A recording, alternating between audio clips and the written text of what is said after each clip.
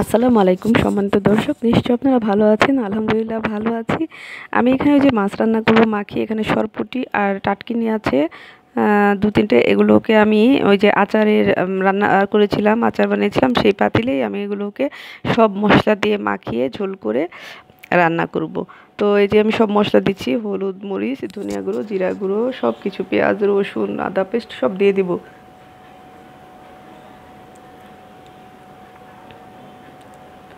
তো এই দেখুন আমি মানে হলুদও দিয়ে লবণ দিয়ে দিলাম।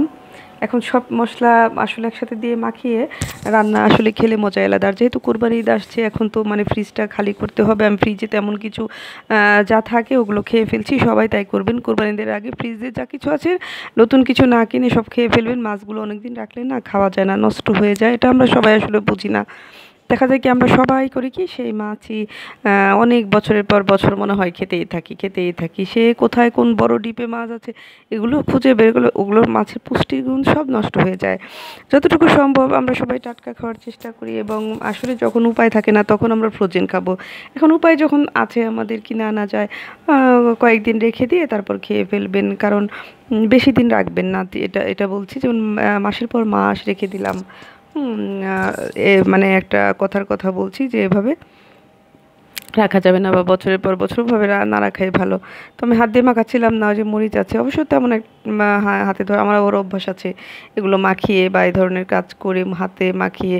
অনেকে আছে না উমা মা, মানে অনেক ন্যাকামি বা মরিচ ধরতে পারি না, হ্যান না তেন না, মানে ধরতে পারলেও বলবে না, মানে না পারলেও বলবে আর কি। এই ধরনের কথা বলার চেয়ে যে আমি চামচ দিয়ে করছি, কেন ভিডিও করছিলাম এক হাত দিয়ে। তো আমি কিভাবে তখন চিন্তা করলাম যে আমি হাত দিয়ে মেখে দিলে ভালো হতো। এই সব কিছু দিয়ে মানে অফ ক্যামেরায় তেল দেওয়া হয়ে গেছে, এই জন্য আমি ওটা তুলতে পারিনি।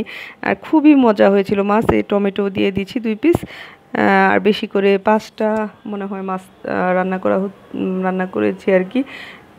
তো এই তো কয়েকদিন আগের ভিডিও তো এটা, এই জন্য আমি ভিডিও তো আগেই গ্যালারিতে করা থাকে। তো গ্যালারিগুলো একটু খালি হলে আবার জায়গা হতে পারে, তাছাড়া একদম মানে ফুল ফিল আপ হয়ে গেলে সমস্যা, তখন আর জায়গা হতে চায় না। এই তো এখন আমি ওই আচারের পাতিলেই রান্না করছি, একবারে মাখিয়ে দিয়ে সুন্দর করে রান্না করছি তেল টেল দিয়ে। হ্যাঁ, অনেক সুন্দর হয়েছে, মানে মজা হয়েছে আর কি। এভাবে যদি আসলে আমরা একবারে মাখিয়ে দিয়ে, অনেক সময় আছে তেল, মানে তেল ওই যে ছিটে ছিটে যায়, এই জন্য আমার না বেশিরভাগ মাখানো মাছ মজা লাগে, এবং এমনিতেও মাখানো মাছ মজা। আর তেল ছিটকে চলে যায়, এই জন্য আমার আরও বেশি মানে খারাপ লাগে। যে আমি চাই যে তাড়াতাড়ি আমি মাখিয়ে রান্না করি। যে আদা পেস্ট দিয়ে দিচ্ছি, যেগুলো আমি আদা একদম পুরোটা রেখে দিয়েছিলাম, তো এই জন্য এরকম হয়েছে, একদম শক্ত হয়ে গেছে, নরম না হওয়া পর্যন্ত। সমস্যা এই তো মাছ জাল হচ্ছে, এর মধ্যে হয়ে গেছে। জিরার ফাঁকি দিয়ে এখন আমি মানে ভাজা জিরার গুঁড়ো আর কি, সেটা দিয়ে আমি এখন আর কি নামিয়ে ফেলবো এই আর কি। আর এই যে আম এনেছিলাম, কি বলবো, আম খেলাম। আম মানে খুব খেতে চাই আমি, আম খুব মানে বাটি বাটি ভরে ভরে খেতে পারি ভাত খাওয়ার চেয়ে। আর খালা ঘর টর মুছে দিয়ে গেছেন এই আর কি, খালা ঘর মুছছে। আল্লাহ হাফেজ।